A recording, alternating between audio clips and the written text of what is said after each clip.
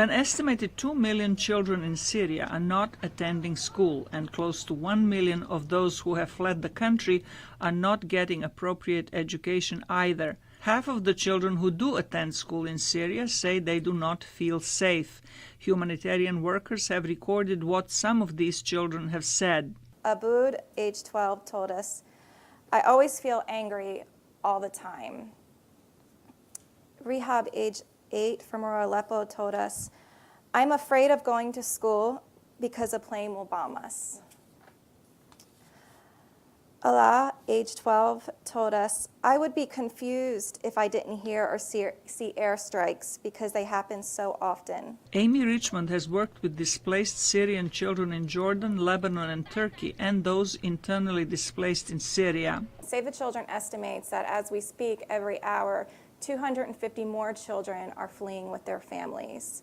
And the psychological toll of this, experiencing and witnessing violence, compounded by the ongoing deprivation that displacement causes, creates a situation that we call toxic stress. Experts say stress and trauma impede physical and mental development in children, and that severely traumatized children cannot learn.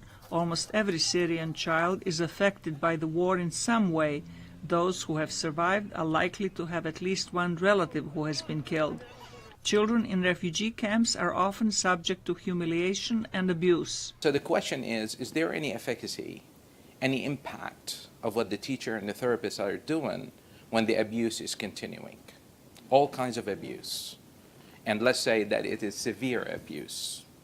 And that's what's going on. The U.S. State Department is working with some local communities in northeastern Syria to help rehabilitate school-age children. Art, dancing, and acting help children deal with some of the pain. They also have to learn how to interact with one another before going into a classroom. Children won't be able to go from running around on the streets or having no sort of formal structure to then sitting in a classroom for 5, 6, 7, 8 hours on a day, taking notes and learning.